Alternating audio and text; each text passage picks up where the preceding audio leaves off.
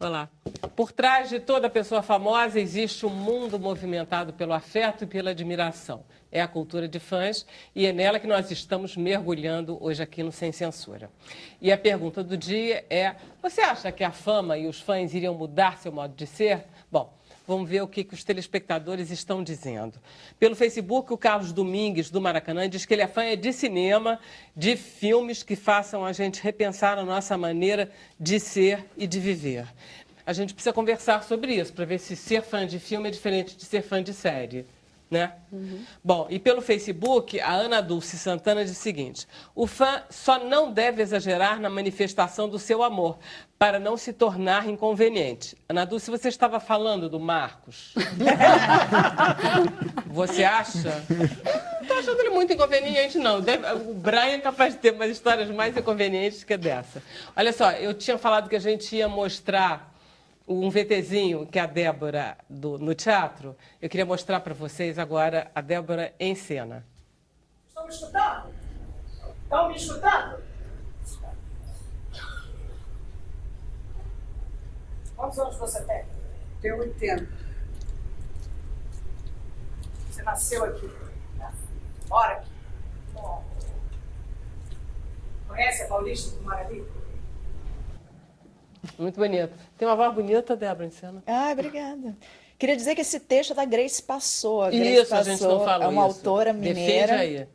E a Grace, ela traz para essa Medéia milenar a voz da mulher de hoje. Então, esse é o diferencial da nossa Medéia, do Mata Teu Pai. Isso. E você teve uma crítica ótima do Maxen hoje no Globo, que eu li. Muito bom, tá muito bonito. Muito Obrigada. boa essa foto. Vamos lá falar sobre esse negócio do...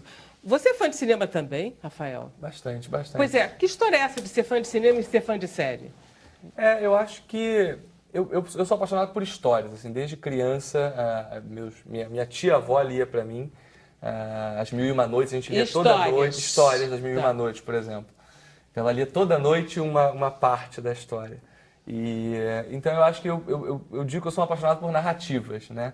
E é curioso porque, enquanto eu ouvia os colegas falando, eu pensava que, na verdade, todo artista, na verdade, é, antes de tudo, um fã, né? Ou seja, eu, por exemplo, virei escritor policial, mas porque, antes de tudo, eu era fã de literatura policial e queria me dedicar ao gênero e mergulhei nesse gênero e li tudo que havia sobre esse gênero no mundo inteiro, assisti vários filmes no ar, assisti tudo de suspense que eu podia encontrar. Quem que você mais gostava, Rafael? Aqueles assim que você lia, devorava, assim, que te... A Agatha Christie, eu li tudo. Acho que eu digo que cada um encontra, digamos, o seu lugar, né? Por exemplo, eu vi Star Wars quando eu era criança, até hoje gosto de Star Wars, mas não sou um apaixonado por Star Wars. Eu não criei um clube do Star Wars. Mas, ao mesmo tempo, eu comecei a ler Agatha Christie e li tudo da Agatha Christie. Eu li Conan Doyle, Cornel Woolrich, Georges Simenon, e fui lendo. Aí, o que tem no Brasil? Li todos os autores brasileiros que podia encontrar, Luiz Lopes Coelho, Tony Você começou Bellotto. o quê? 8, 9, 10 anos? Eu comecei a gostar de ler de verdade ali pelos 12, 13 anos. Mas E pra mim foi legal. muito automático, porque eu li e falei, gente, eu quero fazer isso. Então, Legal. ao mesmo tempo que comecei a gostar de ler literatura de suspense, quis escrever literatura de suspense. E, a meu ver, tudo meio que se mistura, né? Eu, nos últimos anos, tenho me dedicado também a escrever roteiro. E para mim... Roteiro de cinema? Cinema e de televisão, Tá. séries na TV Globo e tal. E a verdade é que eu não crio uma separação na minha cabeça, porque... ainda que as maneiras de contar sejam distintas, né? Cada uma o cinema me oferece uma narrativa que eu tenho que apresentar de maneira muito sucinta em 1h30, enquanto uma novela eu tenho que trabalhar com gancho, enquanto num seriado a gente tem que trabalhar com temporadas, sempre com possibilidade de continuação. Na literatura você pode fazer uma série de livros, uma trilogia, um livro só. Então você tem 1000 possibilidades de contar uma história. Agora, Rafael, assim, para os seus fãs, aqueles, por exemplo, que já leram Suicidas, né? O Vilarejo, sempre fica aquela curiosidade, meu Deus, de onde saem esses personagens? Como é que ele consegue criar essas histórias, amarrá-las, né? Ou seja, sempre fica para aquele fã, né, a curiosidade dos bastidores daquela obra. Então eu queria que você falasse um pouquinho dessa parte também, do outro lado, né, desse olhar que o fã tem sobre essa curiosidade. Eu, na verdade, me sinto um privilegiado porque viver de literatura num país em que, infelizmente, nós não temos tantos leitores é sem dúvida um privilégio, né? E eu tenho muito claro para mim que os meus livros cresceram por causa dos fãs. Eu publiquei um primeiro livro para uma editora que era grande, que era Bem Virado, o selo da Saraiva, só que é uma editora que não tem tanto alcance, ela não é tão conhecida, ainda que o livro esteja distribuído pelo país todo. Então o livro chegou no país todo, as pessoas liam e comentavam e iam indicando. Então, eu até brinco, se você olhar o meu Facebook, as fotos de 2010 são fotos minhas na praia, ou fotos de um Facebook normal, eu não tinha um Facebook Mas você artístico. sempre escreveu. E sempre escrevi. Só que aí os fãs passaram a me adicionar e é muito natural, para mim era muito natural que eu aceitasse os fãs no Facebook, porque eles são pessoas que entraram no universo que eu criei. E são coisa mais pessoas parecidas com você? Não, às vezes absolutamente opostas, né? E é curioso porque também... Mostra um pouco teus livros, você trouxe todos? Trouxe os 4, eu tenho... Esse aqui é o último que saiu agora, Tá bonita essa capa, né? São todos da Companhia das Letras, na verdade. O Jantar Secreto, o Dias Perfeitos, o Vilarejo, que é um de terror. Esses 2 são de suspense psicológico. E o Suicidas, que é uma edição da Saraiva, que esse é o primeiro livro, e que agora vai ter uma edição pela Companhia das Letras agora nesse semestre, primeiro semestre de 2017. Acho que em março, abril, sai o livro. E é curioso porque eu passei a manter contato com os fãs, porque... E sou muito grato a eles e por isso faço questão eu mesmo de responder os inbox no Facebook, os comentários no Twitter, tudo que eu recebo no Instagram. É óbvio que eu demoro, porque são centenas de comentários, felizmente, mas eu tenho muito claro que é por causa deles que eu consegui um alcance, né? Ou seja, a literatura brasileira, a minha literatura, e eu acho que o autor nacional hoje em dia consegue crescer pelo boca a boca. Mas existe também os vlogs, os blogs. Mas que isso, tem isso também faz parte de uma cultura de fãs, não é eu acho. De porque, fãs, na verdade, isso. por exemplo, o Dias Perfeitos, que foi o meu segundo livro publicado, ele, na época do lançamento, basicamente todos os canais de YouTube que falam de livros, que são os booktubers e blogueiros, fizeram uma resenha. Positivas, negativas, mas enfim, o livro era o comentado do momento, porque todos receberam o livro. E aí eu também acho que vem um cuidado do artista. Eu fiz questão de autografar todos os livros. Então, eu autografei numa tarde 400 exemplares para enviar para todas essas pessoas, porque eu acho que é um carinho mútuo que tem engraçado, que eu ia ter, tocar né? nesse assunto agora aqui, né? Quer dizer, o fã, ele gosta desse afeto para ele, né? Acho que muitos fãs reclamam muitas vezes quando procuram alguém ou quando há uma abordagem e o artista, por exemplo, não sei, Débora, até se você poderia falar sobre isso, o artista, por exemplo, ignora ou então vai embora. Às vezes não foi se sente um pouco invadido também, se sente invadido. Às vezes não é por mal que a pessoa faz, mas o fã, na verdade, está esperando outra coisa, né? Espera isso, espera aquele carinho e tal. É difícil lidar com essa situação para quem é artista? Na verdade, é uma coisa que existe, né? Antigamente era com autógrafo, agora é com selfie. Às vezes você não tá nem com a cara, tá com a cara péssima. A pessoa tira uma selfie não. Não tem problema nenhum, assim. Na verdade, é só, assim, dependendo, né? Às vezes, quando você tá almoçando, né? Se te aborda nessa hora, pode ser, às vezes, mais inconveniente. Mas eu garanto também a todo mundo que se sai na rua e ninguém aborda, também vai ficar triste. Olha né? só, todo fã tem seu momento de celebridade, é um pouco o que a gente está falando aqui hoje, né? Quer dizer, você é fã, mas no momento você tem um espaço de celebridade, você produz isso. Sim, eu tenho um canal, tive um canal de YouTube que eu fazia resenha de robôs, chamado Gordo Feio Careca, e tem um grupo chamado Louco por Robôs.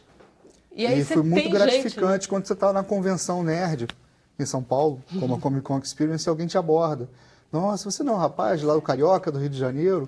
Fala, poxa, mas eu só fiz é isso que eu falei, é engraçado que a cultura de fãs é muito poderosa. Você coloca, às vezes você não é nem um artista, você é um divulgador dessa própria cultura que você está imerso.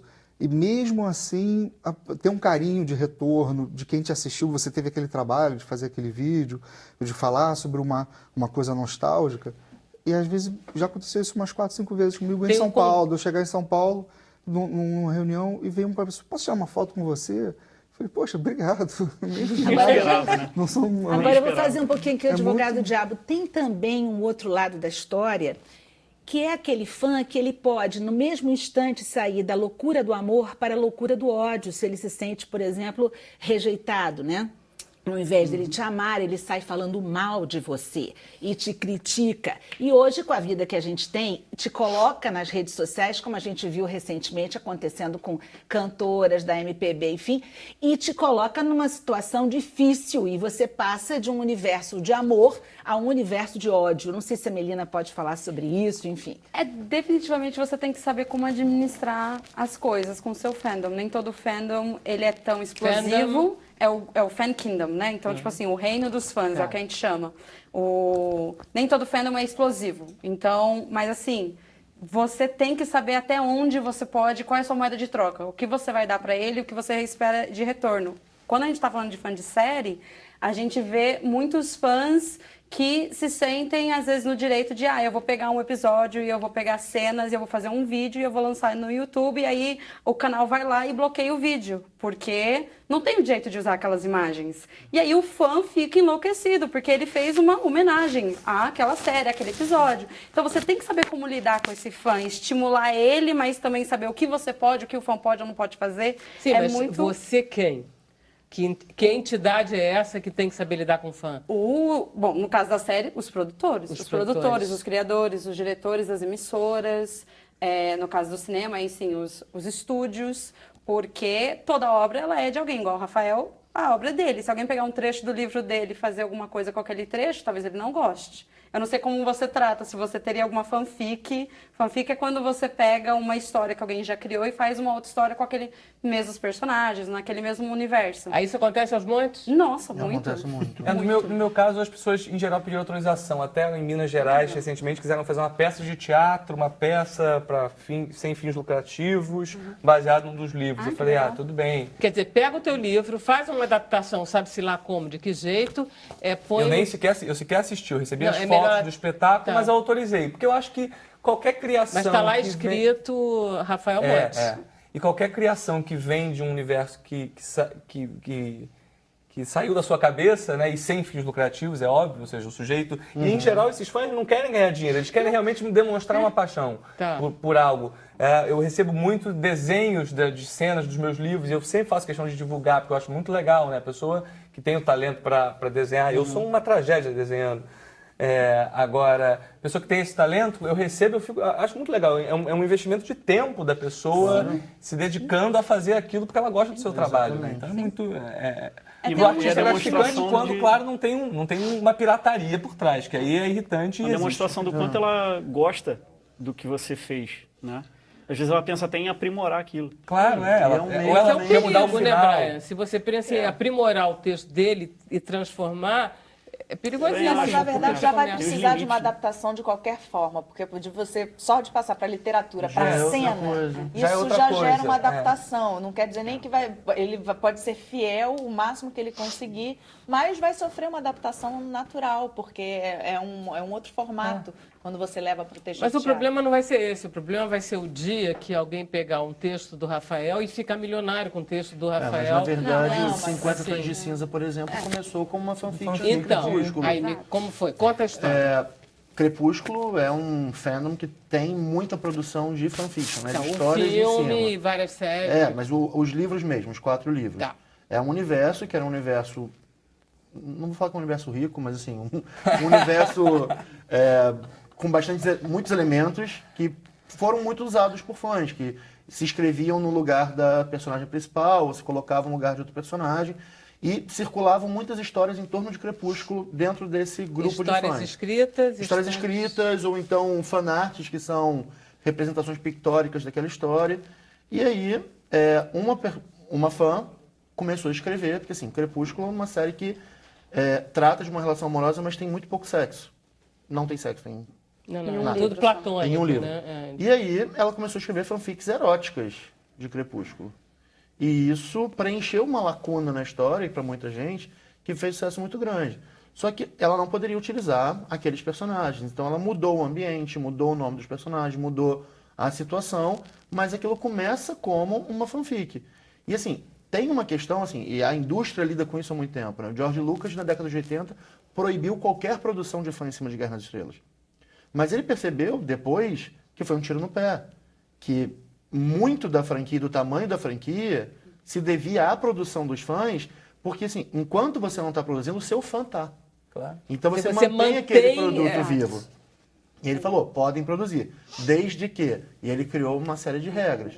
Mas até mesmo quando alguém começa a escrever e se inspira numa história, se inspira num personagem, no modelo de personagem, na verdade, você acaba criando, assim, os mecanismos utilizados por um fã escrever uma fanfic, às vezes ele quer ser escritor, mas ele ainda está começando, então ele não sabe muito bem como construir um universo, então ele usa um universo que já existe. Ele não sabe muito bem como construir um personagem, então ele usa um personagem que já existe. E aos poucos ele vai criando seus próprios personagens, seus próprios universos. E é por isso que muitos fãs se profissionalizam.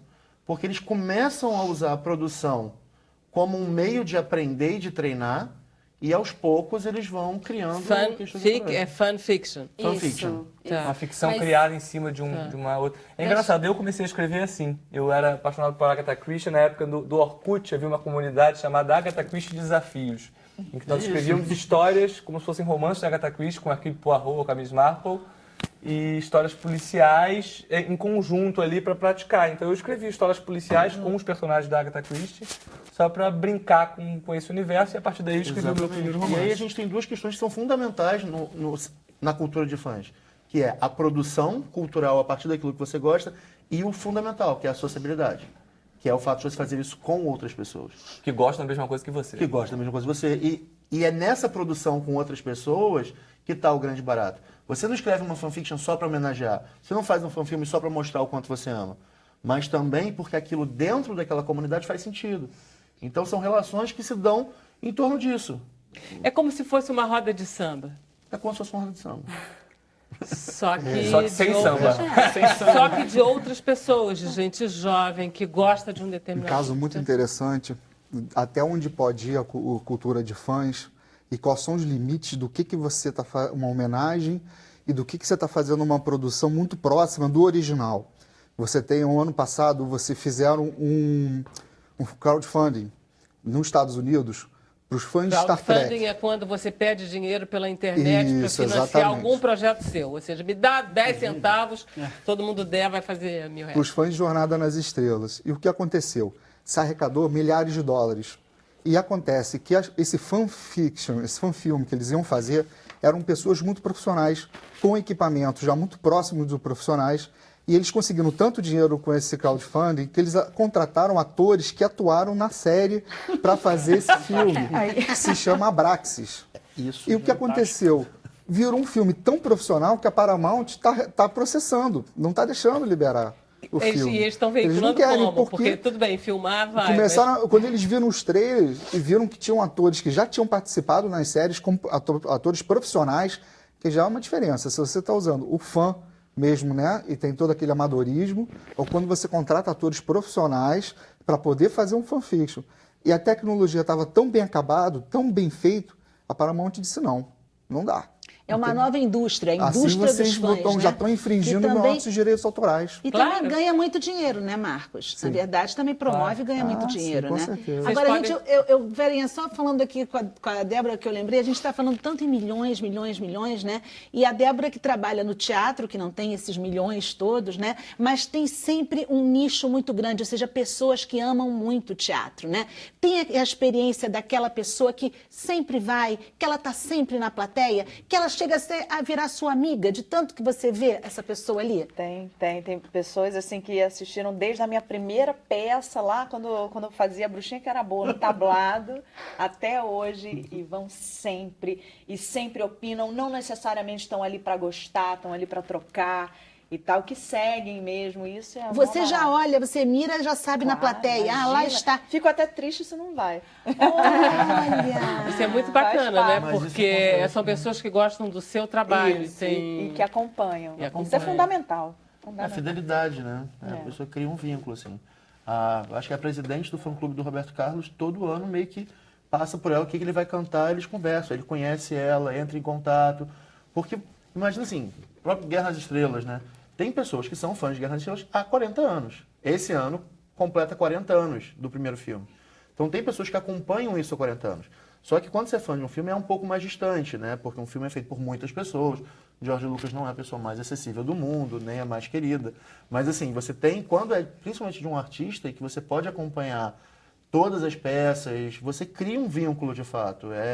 Não, é ida e volta. É ida e volta. O Brian, a gente já sabe, é fã do Guerra nas Estrelas, tem até Conselho Jedi. É bonitinha essa camiseta, né? Você é fã? Eu também sou de Guerra nas Estrelas e várias outras coisas. Eu brinco que assim, eu sou fã dos fãs, né? Porque alguém que estuda isso Não, isso eu percebi. Você fala sobre isso. Mas eu Levou tô outro nível. falando do mote original. Você é Não, fã? eu gosto muito de Guerra nas Estrelas e aprendi e comecei a gostar mais depois que eu comecei a estudar também. E uma coisa que me impressionou muito quando eu comecei a estudar, que eu falei assim, cara, isso é tão incrível e eu não tenho essa relação com nada. E aí eu comecei a criar essa relação a partir da pesquisa, assim. E aí eu comecei a entender mais, conhecer mais, e aí se deu exatamente por esse social, assim, de... Hoje em dia, todos os filmes de Guerra nas Estrelas eu vou na pré-estreia porque eu gosto de ver aquele movimento, Alvoroço. aquele alvoroço, e eu encontro as pessoas, você começa a encontrar e criar, de fato, uma rede, né, a partir daquilo. Você é fã de quê? Eu sou fã de séries. E aí... Não, tem que dizer uma, não tem aqui, é assim. Ele já disse, é a Agatha Christie. Qual a favorita? Não pode não. Grey's Anatomy. Grey's É o que eu Anatomy? estudo, e é a minha queridinha. Eu achei É engraçado. tão bom quando tem muita temporada, né? Sim, eu achei engraçado quando você estava falando que você se sentia um pouco meio que de fora, porque você gostava de robô e as outras pessoas não. Eu passei por isso com série, porque série, no Brasil, ser um fenômeno é o quê? Uns 10, 15 anos no máximo? Talvez menos, né?